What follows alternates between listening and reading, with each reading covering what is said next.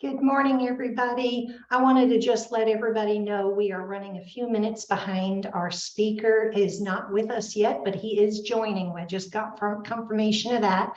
So if you'll be patient, give us a few minutes, we'll be back and start this. Thank you.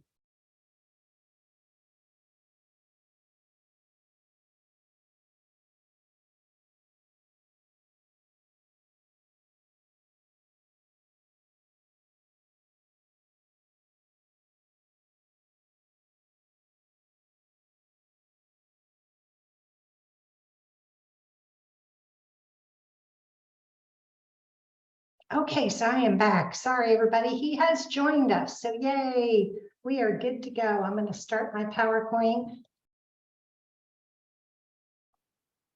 So welcome, everybody, to the 15th Annual Patient Safety Summit. We are so glad to have you here. This is our third installment of four-part series.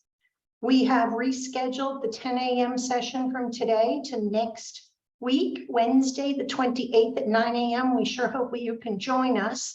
There will be a separate link for that event that will come out 24 hours in advance. And as always, you can always ping us if you have not gotten that link. We want to thank our sponsors. Because of them, we were able to keep our price down for the summit. So Joint Commission, our other platinum sponsor, Methodist Health System, Texas Health Resources, and UT Southwestern Medical Center. So thank you very much, our platinum sponsors. We also have silver sponsors, Abbott and ACHE of North Texas. Again, thank you. Because of them, we were able to keep the costs down. Want to thank our Patient Safety Summit Planning Committee. All of these wonderful people worked very hard since January to get the speakers in the lineup for you. So if you know any of them, tell them thank you. You will receive 7 CEs for this event from all of our ANCC, CNE, our CPHQ, ASHRM, or self-reported through ACHE. So how to claim: you must attend 85% of the session. The evaluation will open on September 30th. The evaluation link will be emailed to you on the 30th, and it will be posted on our webpage where all of our presentations, everything you need to know will be on that webpage. You must complete the evaluation by October 14th, and your CE certificate will be mailed to you 1 to 2 weeks after that October 14th closing date. Again, like I said, all of our post-summit information and presentations and slides that we are allowed to share will be on our landing page. For today, we received no conflict of interest for our speaker. And remember that you are on the Zoom platform. You are in listen only. To ask a question, you can use the question and answer or the chat. We will be monitoring those, and time permitting, we will get those questions at the end. So at this time, I would like to introduce Dr. Eduardo Dusty Luna. He is originally from Edinburgh, Texas, and attended Texas A&M University for his Bachelor in Nutrition and Molecular Sciences. After completing that, he obtained his medical degree from the University of Texas Health Science Center at Houston, and then he pursued his internal medicine residency at University of Texas Health Science Center, San Antonio. Given his interest in endocrinology, he completed his fellowship program at UTHSC San Antonio in the summer of 2018. He has joined 2 other physicians as part of the Valley Diabetes and Endocrinology Comprehensive Center, and is excited to provide advanced, up-to-date care for the endocrine needs of the Rio Grande Valley. So thank you, Dr. Luna. We look forward to your talk. Thank you so much for having me on board. And again, sorry for not being so punctual on time. You know, it's always a fun thing in clinic, you know, when you're running through patients, and unfortunately, not all of them are as easy as we pan them out to be. So again, my apologies for being a couple of minutes behind, but I promise I'll try to make it up with at least a couple of fun jokes and, you know, try to give that laid back atmosphere. But this is an absolute, you know, honor and a privilege to be able to speak on behalf of the Freestyle Libre 3 and just that, you know, the coverage gap in healthcare that we have and that accessibility, especially with the burden of diabetes today. And so I look forward to being able to, discuss this with you all, take some good question and answers at the end of it. And for those that were saying whoop and gig 'em, absolutely, fighting Texas Aggie class of 2009. So definitely, again, just something that I've always, cherished and have been proud of, but more importantly, just very fortunate to be a practicing endocrinology here in South Texas, and just trying to give back to the community that I grew up in. But without further ado, we're going to jump into the Freestyle Libre 3 system. We're going to be talking about how this has such a dramatic impact in our process in our day-to-day diabetes management. Sorry, I was trying to multitask here with some of the chats, make sure that we get those questions. And if there's any issues with the audio, please let me or Patty know so that we can get those addressed and taken care of. But nonetheless, let's have some fun, okay?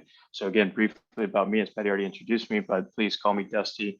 Born and raised in the Rio Grande Valley, currently practicing at what is a mouthful of words to say, right? But the Valley Diabetes and Endocrinology Comprehensive Center, also known as VDEC, just much better, a little bit shorter logo on my shirt there.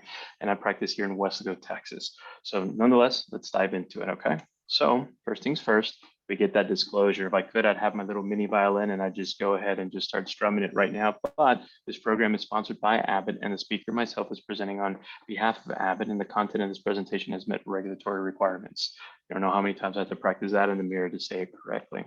Okay, and before we even jump into, you talking about the Freestyle Libre 2, the Libre 3, or just the Freestyle Libre portfolio system, right? We talk about the important safety information. Of course, this is just using the sensor as instructed, right? We talk about having the sensor placed behind the arm, using it, appropriately scanning or following with real time as we talk about the Libre 3 system, and trying to make those decisions, based upon our blood sugars. Now, if patients are having mixed signals in the sense that they feel a certain way, but their sensor sugar is reading a little bit differently, then of course we want them to follow up with a finger stick. But the idea is to try to get them away from that little barbaric poking and try to get them more comprehensive evaluation of their blood sugar control with the use of the CGM, okay?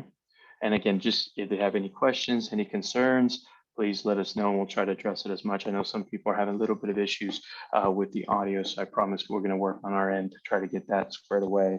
Hence why I have these DJ looking headphones to try to get the most clear audio as possible, okay?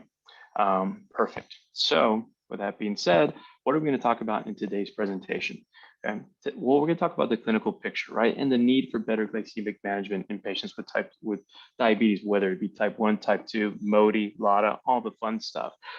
It's, I can tell you right now, in the 11 patients that I saw this morning, 9 of them were consultations on behalf of patients with type 2 diabetes, type 1 diabetes. So we got to mess with insulin pumps. We got to work with patients with the new GIP and GLP-1 craze.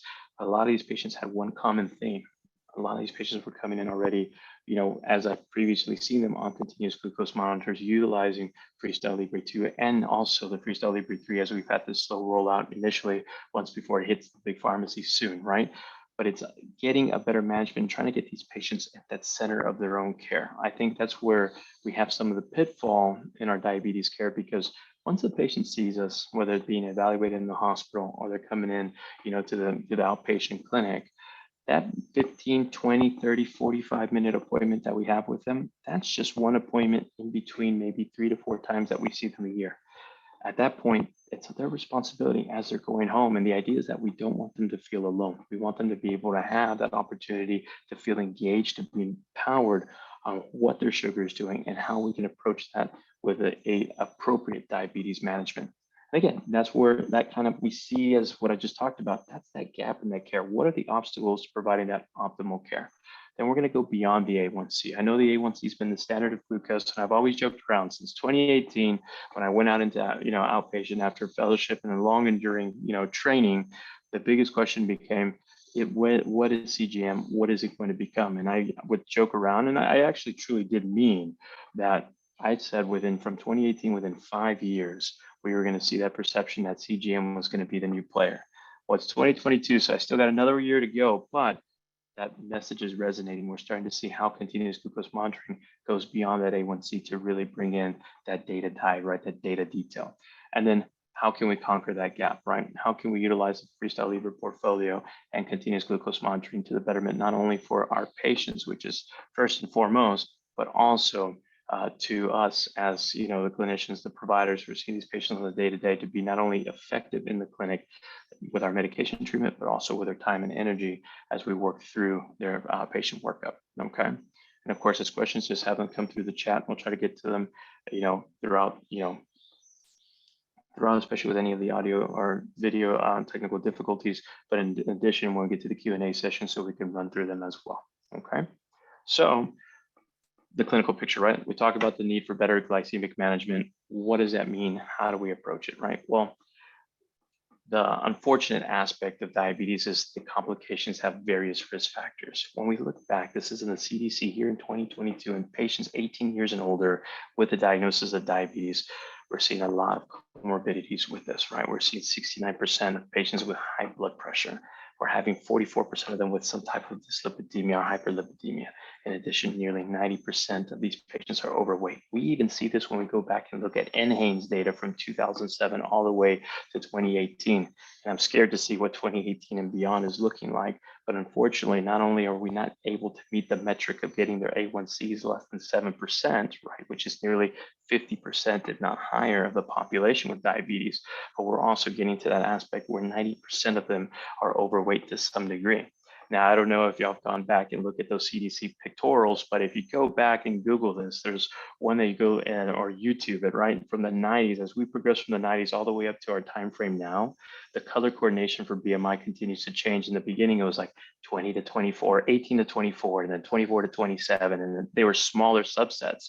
Now you'll see that they varied a little bit more. Now they've gone like 30 to 39. So they've had to encompass more patients and try to differentiate those colors less likely, because unfortunately we were pushing everything toward that maroon and red. And normally I'd say maroon is a good color, but in this sense, when we're getting to the obesity grids and we're getting it into a strong endemic of obesity, it's really wreaking a havoc on our patients, and we're seeing the myriad of comorbidities that come with it. So again, trying to prevent those macro and microvascular complications from occurring, especially with relation to diabetes, right? Because it's a distress. It's a distress on the impact of glycemic control, because most patients are going to be worried about the future complications. I know we've all had that discussion in the clinic where unfortunately you're trying every non-insulin therapy to try to get patients under control, but they're so fearful of the needle. They're so fearful of potential insulin use because the first thing that comes to mind, my mother, my grandfather, some type of relative had some bad experience. They're like, oh, now I'm on insulin. There goes my eyesight. Oh, there goes my kidneys. Oh, they're just automatically associating diabetes with that poor quality of life, especially with the insulin. And that's not the case. We have too much technology. We have too much advancement in the care to be able, to be able to overcome those, misnomers, those, just perceptions that were from old time, right? Medicine has changed dramatically, right? Again, patients will tell us right off the bat that they're just concerned. When they sit down to eat, they say, well, doc, heck, I just sniff my food and my sugar goes up, right? So I don't even want to eat because it's just going to be this vicious cycle, right? And it almost feels like insanity while I'm doing the same thing over and over again, but yet I'm trying to expect a different result. So they just feel defeated, right? And they get guilty. They start putting more pressure on themselves because they're not able to get that blood sugar under control. But yet that's where we have to work as a team, right? And give them the advantages of being able to decipher those treatment decisions and those quality of life improvements. Again, for type 1s, we think about not only just future complications, burnout, because unfortunately, a lot of times they were gifted this from a genetic stance, right? We have a lot of these GAD65 antibodies, zinc transporter 8 antibody positive type 1s who have been doing this since the early teens. Heck, look at the Modi patients, right? These mature onset of diabetes in the young. It's happening, in their teen years, and yet they're progressing 40, 50, 60 years. There's a support group that we have down here in the Rio Grande Valley called, it's a type 1 diabetes warriors. And I love going and being able to listen to these people. These are patients. This one gentleman is a type 1 who's had diabetes for over 70 plus years. And granted, I know, being a physician, some of the best things I love to do is just sit back and let my patient talk to me, learn from their experiences, look at them grow up from probably at the times where, it was just urine sticks, and following through on your blood sugar ketones that way before even glucometers became in the picture. And something that resonates for me is my mother's a type 1 diabetic. She was diagnosed as LOT at the age of 34. I have seen her through that progression throughout that time. And I think maybe that's why it hit so home to me and was actually the main reason why I went into endocrinology. And trust me, I tried everything else. I tried plastic surgery, but I realized my OCD wouldn't allow me to, and I'd probably take too long on surgeries. I tried, OB-GYN at one point, but couldn't keep up with the hours so much. But again, trying to find everything, my heart always came back to endocrinology. But seeing her go from having the first, set of insulin pumps, seeing her with a glucometer, and being able to see her have the advantages of innovating that care, and now being part of it to help reshape that care for her has just been really enlightening. And the freestyle has also been a huge pinnacle in seeing that as well too. But again, type 1, type 2 patients, they're both going through the same struggles, right? Trying to figure out and pinpoint their diabetes goals and how they're going to improve their lifestyle over that time. Because at the end of the day, not only we're trying to improve the A1C number, right? Because sometimes we're more geared upon that metric, unfortunately, because of other powers that be, and not necessarily what we're trying to drive. We're trying to improve, the complications from diabetes, but also mental health plays a big role too, right? So we want to reduce the opportunities for potential depression and anxious or anxiety onset because of the burden of diabetes, but also more importantly, right? We want these patients to feel an improved quality of life. We want them not struggling. We want them not having to suffer from day to day. Because a fun fact, how many times should somebody who's on MDI therapy, right, multiple daily injections, be checking their blood sugar, right? The answer to that is actually 6 to 10 times they should be checking finger sticks per day. Now, if there's anyone in here, I'd love to talk to you after we're done here in the Q&A box, because one, I can never get an insurance to give me more than probably 4 test strips, and I gotta beg for those 4 test strips, right? But it's hard to even get and fathom to get that amount. And so how are we supposed to be able to do that for our patients and be able to meet those metrics when yet it's always difficult, And in that sense too, I'm from an area that's a low socioeconomic status, right? Area. My patients don't want to poke their fingers. Sometimes they don't understand they can't even do it on their own, yet they're also dealing with, the difficulties from insurances, high deductible plans, also Medicaid, things like that. And that's where I've seen also big strides too, and understanding the burden of diabetes as well, because this is truly what it is. Patients are unfortunately going to the ED in regards, we're talking about the emergency department ED, right? Related to diabetes burden, because they're trying to triage a low or a high because they're concerned on what to do. And sometimes that high could just be a 250, but yet they're going to run to the ED for that acute management. And we want to protect that because we got other patients with trauma coming into the emergency department that need to be, appropriately triaged. And I'm not saying the patient with a hypo or hyperglycemic excursion isn't to be triaged, but yet I think that also falls on me, as the endocrinologist, as the provider myself too, to make sure that my patients are well educated and able to avoid those glycemic excursions, because I want to prevent those 17 million ED visits, right? And only 35 of them being hospitalized. So that means almost nearly 65% of them are being, outpatient discharged and follow up with their PCP. So I know we can continue to do better, right? But it all takes small steps to move the mountain, okay? And when we think about those complications associated with hyperglycemia as a leading cause of the ED visits, right? You can see treated and released, 70% admitted to the hospital, more so with a hyperglycemic crisis, but a lot of times hypoglycemia is just kind of like, okay, here's your D50, here's a little bit of dextrose, okay, your sugar's good, all right, go back, right? So again, we're only admitting 23% of them, and granted, there can be various reasons for hypoglycemia in general, but more importantly, we see these, mild hypoglycemic episodes that just get triaged quickly and they get discharged, obviously, for the more, concerning, comorbidities that are coming through, especially our heart attack or a stroke. It's got to get timely put into the cath lab or, into the ICU and et cetera, et cetera. But we can see in both cases over 240,000 ED visits. It's rarely for the hypoglycemia you're going to get admitted, but for the most part, hyperglycemia is going to stay. At one observation day in the hospital, it's a big time equation, especially when you think of a stay in an ICU. That don't even get me started with there, because one night, maybe $10,000-$15,000 a night in bed in the ICU for hyperglycemia could have been prevented potentially with helping with not only just the cost of their medications, but also with continuous glucose monitoring. We'll talk about that here shortly. Okay. So that gap in care, what are the obstacles? I know I've already alluded to quite a few of them, but let's jump into that, right? So A1C as our primary metric, I know it drives a lot of things, but it does not necessarily provide that complete assessment. And I say that because if you look at the trend here, right, you kind of see this waveform that looks like the M. I think of it like McDonald's, but except I'm not loving it, right? We don't want to see those high peaks and those low valleys because that variability is a poor prognostic indicator. Thank you for that laughing face, my first joke of the day. So bear with me. I promise there's going to be some better ones, okay? But when you look at that variability, it's completely different, right? I always tell patients we want to keep it as close to a flat line as possible. Now, I know what you're thinking. Flat lines, medicine, those don't go good together. Well, maybe on an EKG, a flat line, we definitely don't want to see that. But in a ambulatory glucose profile and a CGM trend, we're trying our best to keep it as close to flat as possible, right? Because yes, every patient, even the normal patient without diabetes, is going to have that variability, especially after they eat that prandial rise, but they're going to be able to bring it back down, right? And in this case, what we're trying to do is prevent those huge excursions. And these three examples here are all individuals with A1Cs of 7% or less. But look, they're all from a different breed, right?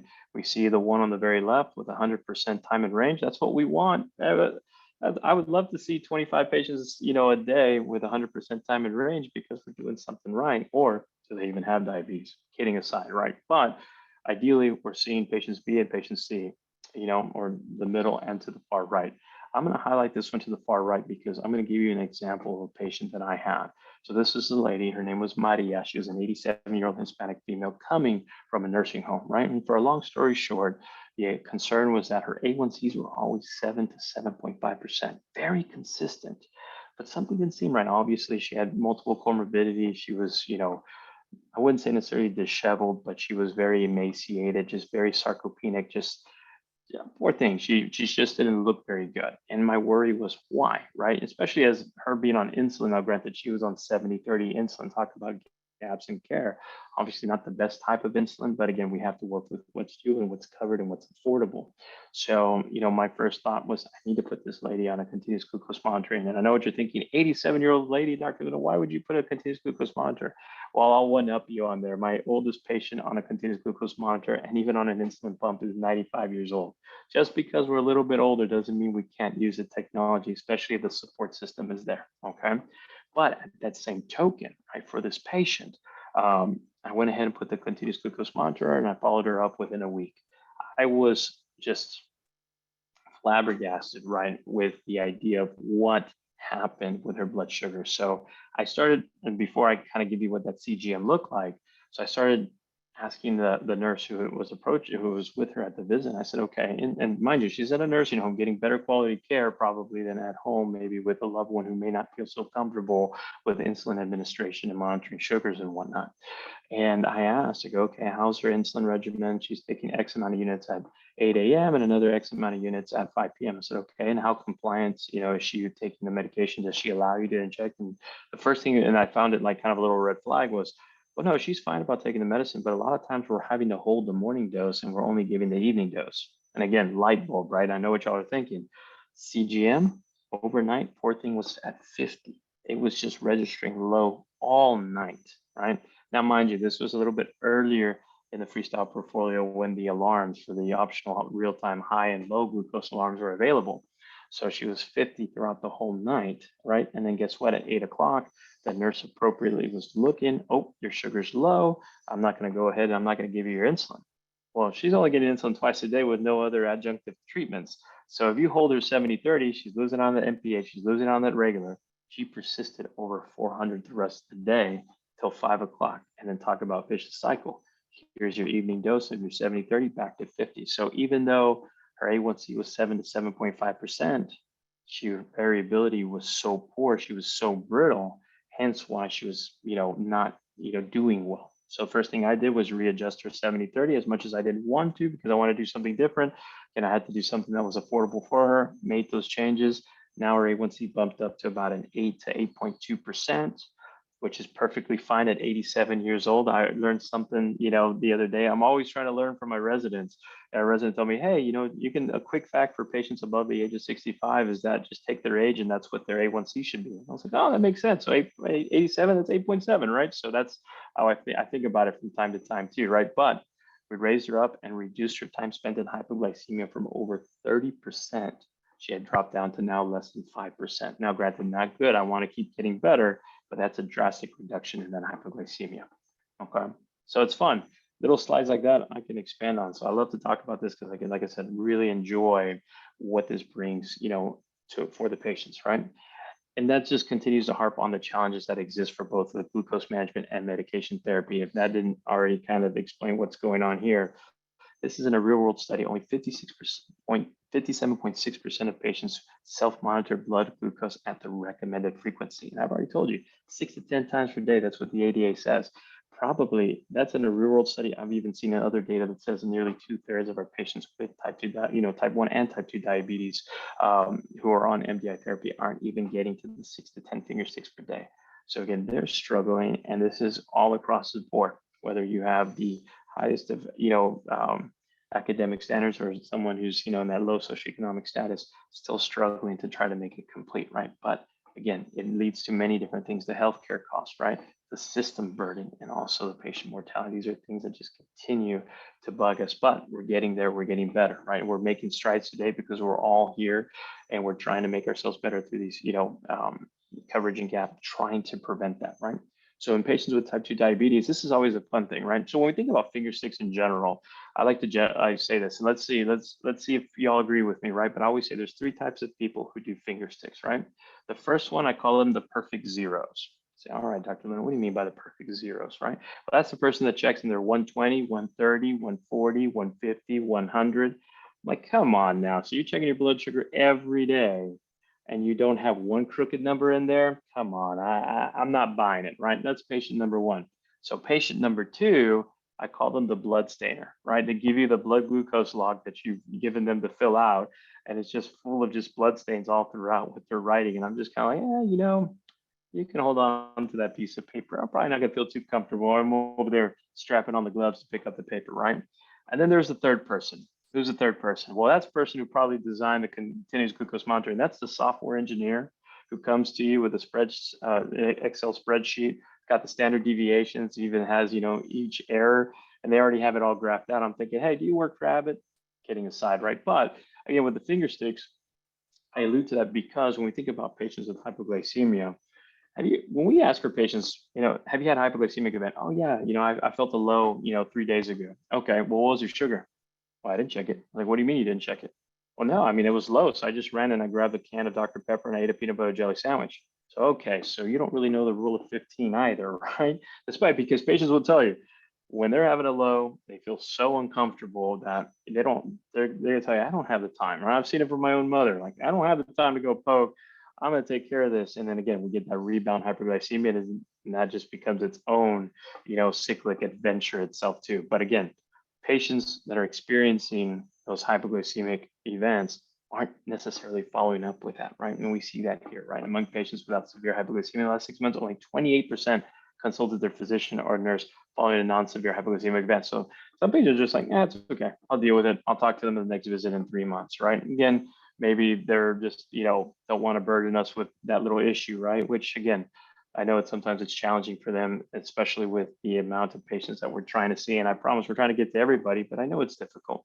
But of those patients with severe hypoglycemia over the last 6 months, only 48% consulted their physician. So even if they go through a drastic event, they're still not even bringing that to light. And we want to improve that. We want to get that visualization better, and those patients have that support care. But again, we're also needing our support staff, and that happens from the minute that the patient walks in and gets greeted at the door, all the way to the physician, or with their provider appointment and back.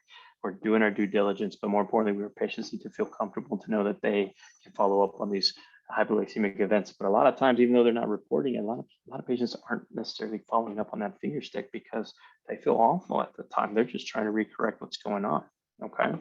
But we're going to close that gap. We're going to go beyond that A1C, and we're going to have some fun with this continuous glucose monitoring, because this is going to help patients who are prone to that glycemic variability, but it's going to bring back that empowerment, right? And we use that as a guidance, right? And it's not to say that I want to throw away the A1C. It's been around so long and it's done so well with us, but we want to use it to the advantage, right? We talk about that time and range, right? For our glycemic assessment, we'll kind of run through this as well, but and also figuring out that time and range goal, because maybe our healthy individual 18 to to 65, or potentially, our patient with who's elder with multiple comorbidities, we want to have a little standardization. And we've kind of seen that already from the diabetes care paper in 2019 that talks about the standardization and time and range. But we already see that the ADA is recognizing this. In 2022, they know that we need to continue to follow. And we talk about the real-time CGM, we talk about intermittent scanning, but with the Freestyle Libre 3 system, we're, real-time is like JT, we're bringing sexy back, we're bringing that real-time CGM monitoring to make sure that we're encompassing A1C, time and range, glucose management indicator, all these fun things to help us figure out and get to the part of how we manage these patients with diabetes, okay? So when we use these metrics, we think about individuals, we want to get that A1C less than 70%, but that equates to roughly a time and range of greater than 70%. Again, going back to that paper, that standardization paper, we know that 70% on the time and range, which is a blood sugar on the continuous glucose monitor ranging between 70 and 180, is going to equate to roughly a 7% on the A1C. And for every 10% increase that we go up, that's about a 0.8% reduction in A1C. Sometimes a little bit more generous.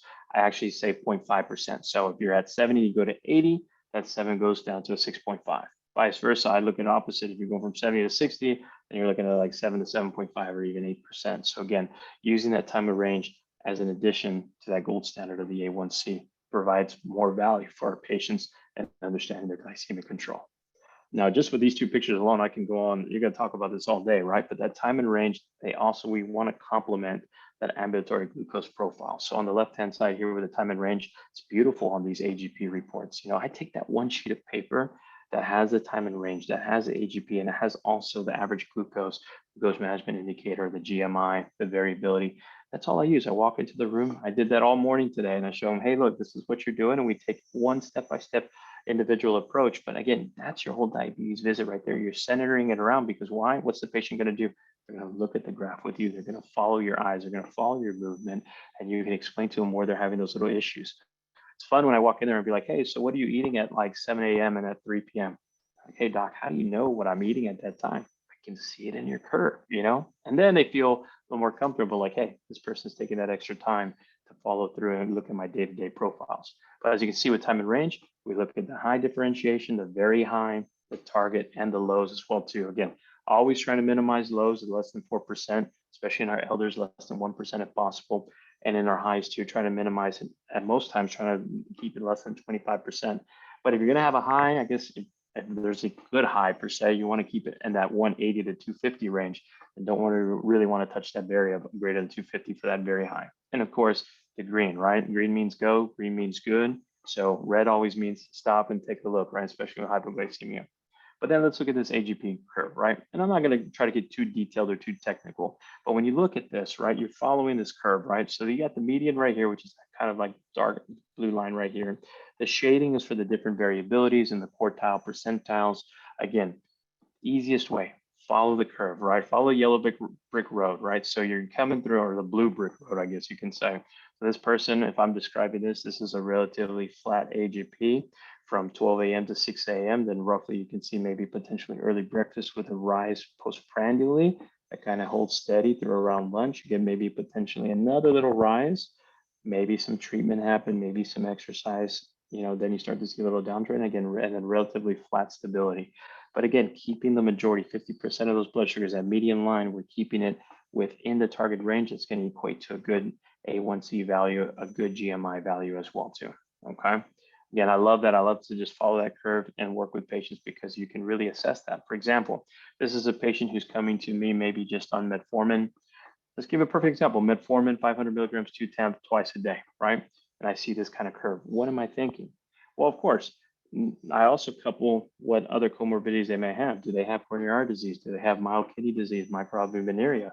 Then I'm going to go back to my ADA guidelines. I'm going to say maybe with the metformin, that's 4 tablets a day. How can I make it more efficient, right? I like to keep it simple, and I add the extra S for myself. I'm pretty sure y'all know what that extra S stands for, right? I'm not going to say that on video, but nonetheless, I'm thinking to myself, okay, what are the other comorbidities? Oh, this patient has obesity. Maybe the BMI is 30 plus, right? I just saw a patient the other day with a BMI of 69 in my clinic, right? And then to follow that up, 72. So unfortunately, we have some patients also dealing with weight-centric issues. But this is a perfect opportunity to say, hey, maybe I'm going to add on that GIP GLP agonist, right? Maybe I'll just go with the GLP-1 agonist pending, insurance and all that good stuff. But why? So I can attack that prandial episode, and I can help also negate some of that weight gain that they've had and reduce down the burden of metformin. Now, maybe instead of having 4 pills a day, I might be uber aggressive and take them all off completely, or hey, go from 4 pills down to 2 with the introduction of this once weekly medication and work to, helping prime that beta cell and get it back on track. Okay. Some tender loving care, right? Some TLC, and I'm not talking about no scrubs here. Okay. But again, CGM is going to help us improve that glycemic control because it's giving us that opportunity to understand what these patients are doing throughout the day.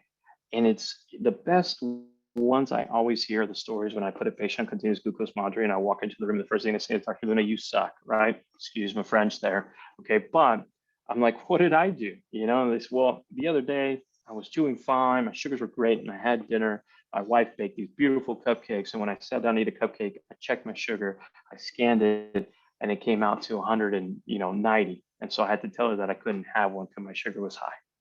That is music to my ears. They may hate me for that little bit of time, but to know that that patient was actually influenced because they're following what their blood sugar does, that's an empowerment that they don't get on a consistent basis. And that's what we have in that added value of bringing CGM back to them, right? So again, identify not only those patterns of hyper, but also hypoglycemia to avoid and getting that A1C better, right? And that's what that Libre 3 system is bringing us. That's where we're conquering that gap and making things better on a day-to-day basis.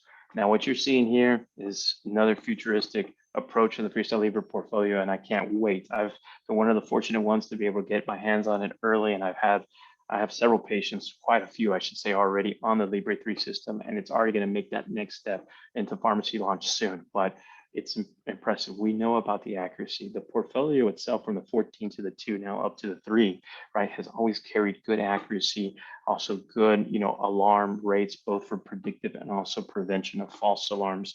But the option to be able to have real-time alarms every minute, I mean, you have something following you. I mean, that's over 2,000, checks a day. Like, that's just unheard of, right? When I can't even get patients to check twice a week, now I'm able to synthesize so much data on a day-to-day basis without it feeling burdensome to the patient, right? Because they're following through. And again, I tell them it's a lot of data, but you work towards your patient. Hey, start off with just your highs and your lows. You don't necessarily have to worry about your sugar all throughout the day, but let's focus on the big aspects. You can adjust those things. I have somebody coming in with an A1C of 15%, and I'm putting them on a continuous glucose monitor. I'm probably not going to put too much emphasis on that high alarm because it's going to go off all day, kind of like my alarm early in the morning that my wife gets mad at me about. But again, we want to, try to make it less burdensome. So having an opportunity to have a real-time optional alarm does help significantly. Now look at the discretion. I mean, we thought the Freestyle Libre 2 was 2 quarters stacked together. Now this is 2 pennies stacked together. It looks so pretty. It comes in a small little box like this. When comparison, the prior box was a pretty decent size. So again, patients that's the wow factor immediately. They see that and they're like, wow, this is, no pun intended, right? They're like, wow, like this is small, And then the fact that they don't have to scan because it's real-time continuous glucose monitoring, they're following that minute to minute, which makes a big difference. Because if your sugar's dropping maybe 2 to 3 points per minute in 5 minutes, that's a big drop. That could be 10 to 15 point swing. But yet, if you catch it gradually, you can do something preventative and not have to wait the full 5 minutes. And again, it's easy to apply. It's one-piece applicator, and you can share these glucose readings not only through Libre View with the provider themselves, but also with your loved ones through Libre Linkup. And also, it allows us to take it beyond, right? Being able to monitor these patients. We've heard of, chronic disease management with CDM, also remote patient monitoring. The idea is that we can still extend ourselves to these patients who are maybe struggling with hyper or hypoglycemia and need that help to feel that they're able to reach out, and yet also us to be able to do our due diligence, and even there's mild compensation for it as well too. But again, it's that basis of getting the patients that support that they need. And I can, be in New York and my patient be here and still be able to manage them accordingly. Don't know why I picked New York. Okay, maybe it's because Aaron Judge is getting close to hitting 65 home runs. Who knows? Okay.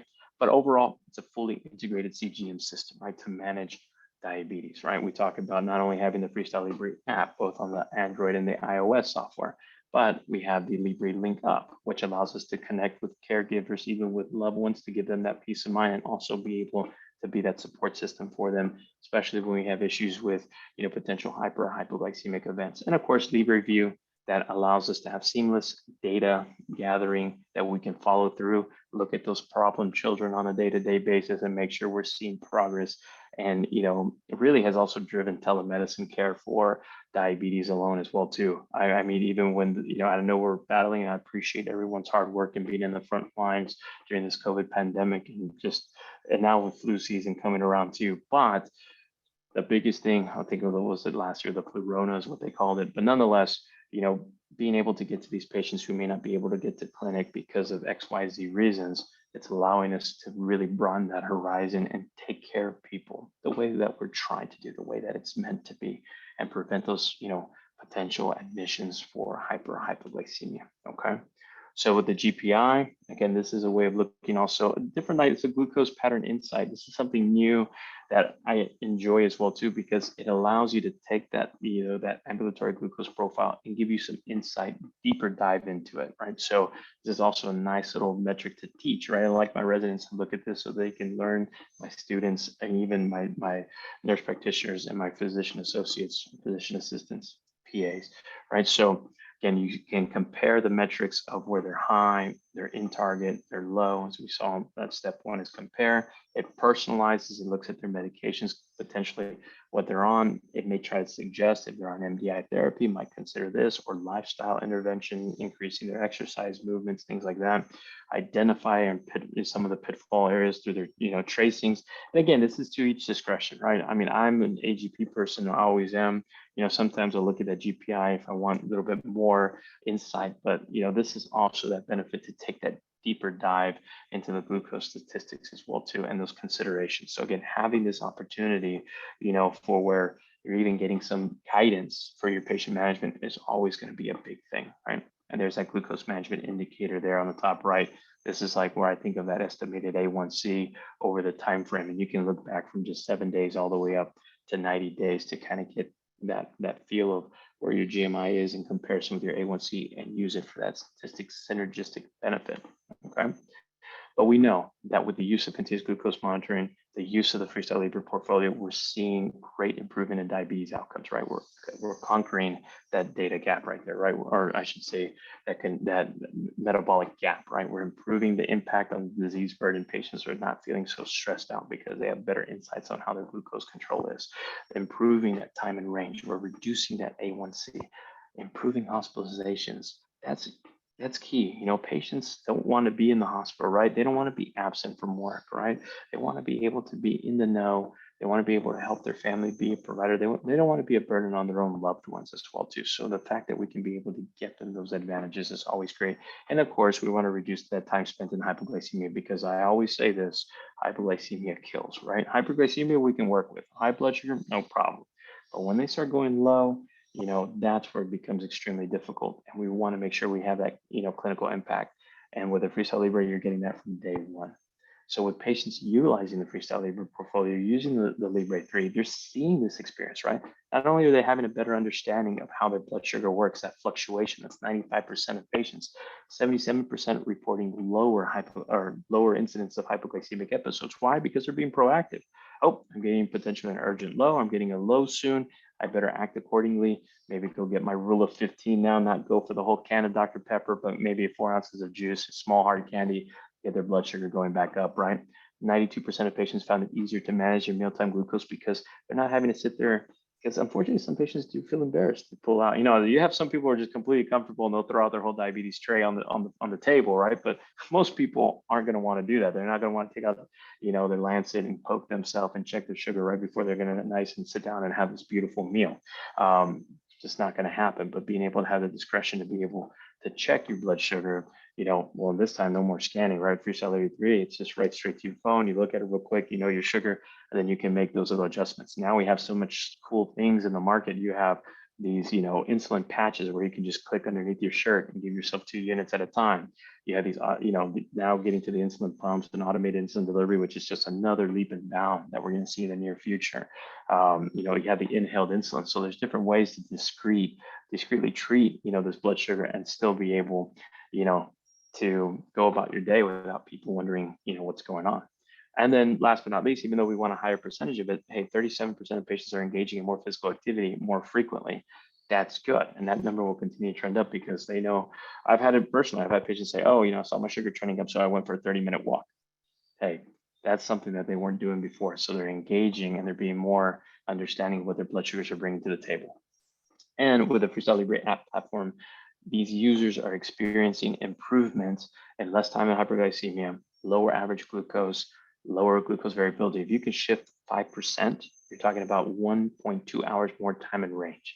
So we're trying to move that and get these patients as much as time. We want 24 hours, a day, 7 days a week in time in range, right? But again, we're all human. Sometimes that's not going to be 100%, possible, but we're going to try to push it to the most time in range as possible. Okay. And again, 87% of patients who share the results of the Freestyle Libre app platform with their physicians continue using their sensors after 12 months, because guess what? The minute you try to take away a sensor from the patient, they're like, no. I'm not going back to poking my finger. I just healed from the calluses from the last 15 years. Ask my mother that. She'll tell you her personal opinion and might not have the best choice of words. I'm kidding. She's a lovely person. I love her with all my heart. But again, seeing her having to poke and go through that now with the ability to have the sensor, definitely doesn't want to go back to those finger sticks, right?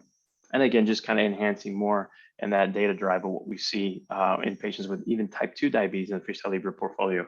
I highlight this 0.9% reduction in A1C. That's within 3 to 6 months, and that kind of holds true throughout the whole year, about 0.6%. So even in my notes when I'm writing back to the PCP, I put continue Freestyle Libre 3 as it has been shown to reduce A1C roughly about 0.6% on that A1C just without the use of medication. I think that's great, right? Because with a sensor, right, we're not introducing other potential like the other adverse effects that you can see with potential metformin, SGLT2s, GLP-1s, etc. Right? Even though they're great medications, this is a simple device that's just giving us better insight. And we see that in patients who are starting with at less than 65 years old, less than 65 with A1Cs at baseline higher than 8%. Look at that reduction within 6 months, 1.5%. That rivals even GLP-1s. But why? Patients just know. They're no longer going to say, doc, what's going on here? Every morning I check my sugar, it's 80 to 100 in the morning, but yet my A1C is 14%. Why doesn't it add up? It's like, well, have you ever tried to check to see what happens after your blood, after you eat food? What happens to your postprandial glucose? Again, just making them more self-aware that potentially that carb-loaded meal, especially down here in the valley, we have really good Mexican food. So when you go to a Mexican restaurant and you order enchiladas with rice and beans, that's carb city right there. So again, I have to be cautious with that. We've seen this also, when we talk about reduced time spent in hypoglycemia, we saw this immediately. We saw this with the impact in the REPLACE trial with both type 1 and type 2 patients respectively, about nearly 40% reduction in the time spent in hypoglycemia. For type 1 to be able to go from over 3 hours down to 2 hours of hypoglycemia, drastic. Same thing for type 2 patients, going from an hour nearly to just half an hour, impressive as well too. Then we see reduced hospitalizations and work absenteeism. We talked about this. Patients want to be productive to their own family members and to society. We're reducing that. 66% of patients saw reductions in hospital admissions, 58% in work absenteeism. This is from the Netherlands FLAIR study that looked at both type 1 and type 2 patients in nearly 1,400 patients. Again, they're seeing the reduction in acute diabetes events because they're more aware of what their glycemic profile is, okay? So again, giving us information that's easy to understand from our standpoint as a clinician and being able to simplify not only those reports, but make those changes for these patients. And for patients, it's allowing them to grab that insight to know what their sugars are doing throughout the day, so they don't feel like they're being blinded trying to throw a dart at a dartboard. They're given that opportunity to see that glycemic picture and make some better decision choices. And they'll be honest with you and they'll tell you, hey, you know what, I messed up today. And that's okay. I want that honesty. That's where we build that rapport and we develop that relationship with that patient. So again, when we're trying to prescribe, I bring in the Libre 2 and the Libre 3. Of course, with the Libre 3, there is no reader, right? But it's with the smartphone app, both with Android and iOS. Okay, right now, still almost ready to make it to pharmacy, but right now it's being prescribed through specific DMEs, but hopefully will be at pharmacies very shortly. But you would prescribe the 2 sensors for the month supply, and of course, utilizing the app with the Libre 2. They have the same option with the app or the sensors, but also they have the reader if need be. If they're a Medicare, Medicaid patient, they're going to go through DME benefit. Of course, I know I said with Libre 3 right now, it's just DME, it will be pharmacy soon. But in regards to Libre 2, Medicare, Medicaid, you're going to go through DME benefit. Commercial patients are going to go ahead and go to the pharmacy. Okay, but hopefully soon, Libre 3 will be right around the corner. Okay. And again, last but not least, you've heard me just talk your ear off today. And like I said, I talk 100 miles an hour because I just get so excited with the topic, but nonetheless, you're not in this alone. And I truly mean that also from my stance. If there's anything I can ever do for you all, please feel free to reach out, make sure somehow, some way y'all can have my contact information, but you'll have your Avid diabetes care representatives that you can get a hold of, that they can give you more brochures for your patients, give you samples, to give you what you need to be able to be successful in helping these patients in clinic. Okay. And with that, I'd like to say thank you so much for y'all's time and attention, and dealing with my ADD like tendencies with my jokes. But this is, again, so much fun for me because it just really I just want to bring to light what we need from a diabetes approach for our patients and continue to close that gap and get these patients more accustomed to what diabetes care should be, what innovation should be. Again, thank you for your time. Thank you, Dr. Luna. We really appreciate that talk. We did have a couple questions and we've got a few minutes. So one of the questions I thought was pretty awesome because especially dealing with different ethnicities. So the question was, what are you or we doing in terms of DEI and assisting patients understanding the sugar content in meals that are not traditional, like Indian food, for example? Are we using translators? But even with that, it's hard to explain to the person assisting with nutrition what's in the diet and offering substitutions. When you mentioned the Mexican food down in the valley. Absolutely. No, this is a huge, I think this is wonderful that it's being brought to light because, again, I think I have an idea of what you're talking to because there's some instances, and to save face, I'm going to bring it up, but there's some systems that kind of, replicate, the use of a continuous glucose monitoring. But ideally, nutrition, when diabetes go hand in hand, like lamb and tuna fish, and I get that reference from Big Daddy, an Adam Sandler movie, right? But nonetheless, when we think about diabetes, that's the whole next step, right? Is being able to get them, our patients, then they come in, they get that automatic option to get that referral over to nutrition. And again, it's hard to do that. How do you do that in a 15 to 20 minute slotted visit, or potentially if you're fortunate enough to have a 30 to 45 minute slot for these patients, to understand what the different content, because again, there's also, you see some of these, treats where they're like, oh, hey, this is a Hershey's zero sugar, but yet then you look at the amount of sugar alcohols within it and it's substantial. And I think that is in its own, process that we need to attack better, right? Find different ways to be able to reach out and have that specific outreach in the nutritional aspect. And how do we, take care of that? Of course, with, English as not being their first language, again, another barrier as well too, right? We have some of these readers potentially, in Spanish, right? So like for the Freestyle Libre 2, we have the, that's already translated over to Spanish. But again, if you're not a Spanish or English speaking patient, for these other languages, again, it's just trying to get through that platform. But of course, any little adjustment or change, is going to require that approval from the FDA, and, they have to go through that regulatory, issue. And so I completely understand the frustration in that sense too.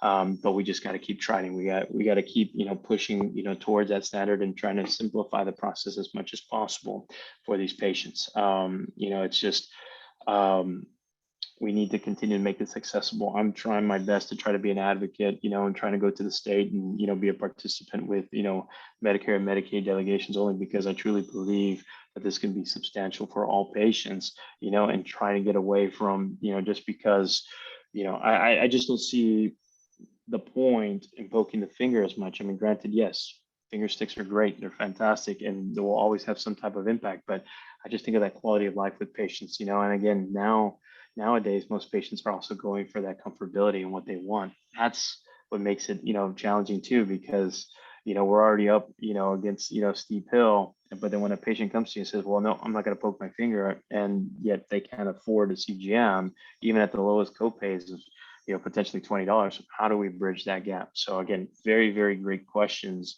that I wish I had a better answer to. But I still think that the biggest issue is bringing up the nutrition and trying to help improve that in that sense. So again, wish I had a better answer, but I think you're completely on the right path, and I'm going to try any way I potentially can to continue to bridge those gaps, especially with different languages. Great. That was a very good question. We have time for probably one more. Do you have data on what race ethnicity is currently using it right now? And what are we doing to make it more affordable? You kind of just touched on that a little bit for those with low socioeconomic status, non-English as a first language. Absolutely. It definitely, it resonated with that too, especially, working in a very, predominantly Hispanic population. I do know that when you look at the studies, you look at the data, again, it's highly Caucasian, dominant. We're trying to get more emphasis, trying to get more trials down, but again, it's just that data approach here. But definitely we need more, continued diversity in all research aspects as well too. So yeah, I know that I'm even trying to take a stab at, research down here in the Rio Grande Valley and trying to, expand out. But again, mostly it's going to be, Caucasian more than anything, traditional white, not as Caucasian. As far as, those socioeconomic status, of course, if a lot of these patients don't realize that, when they're on the lower spectrum, they may even qualify for potential, assistance from Medicaid. And again, that's another barrier that we're pushing through to try to see and make it accessible to Medicaid patients as well. And I know, Abbott's trying really hard to lobby, to get that benefit as far as CGM. It's a little bit easier now, especially with the DMEs. There's some really good ones out there that are working with Medicaid patients specifically. So I think we're bridging the gap there, but still far from where we need to be. And yet we just got to keep going. Great, thank you. Lots of positive comments about your jokes you threw in there, and great presentation. And I also did just receive a message from Melissa Williamson from Abbott. And if anybody has questions that we didn't get to, you can email me, or a lot of you know Melissa, email Melissa, and we'll get those questions answered for you. But thank you again. I know you probably have patients waiting on you. We really appreciate you stepping away from your patients to share your knowledge with us. And we really do appreciate your time. No, absolutely. Thank you again for this wonderful opportunity. I look forward to trying to connect with you as much as possible, and just continue to be, any way I can, a colleague to you all, as we're all colleagues together, going through this, one by one. But again, thank you all for the opportunity. I look forward to being in touch with you all soon. Thank you, Dr. Luna. I appreciate you. Lots of hearts and claps coming up. So for the rest of you, y'all are too kind. Y'all just made my day. Don't forget the survey will be brought out to you email on September 30th. And don't forget that our makeup session for the 10 a.m. session that was canceled this morning is next Wednesday at 9 a.m., which is the 28th. And then we will wrap up our session on Thursday, the 29th, with our last two sessions. When you leave here, you can go back into the lobby and visit our sponsors. Don't forget to go visit them. We are doing sponsor bingo. So anybody who goes into all the sponsor rooms by the end of our 4-day event, you will be eligible for door prizes. So thank you, everybody. Take care. Have a great rest of your day.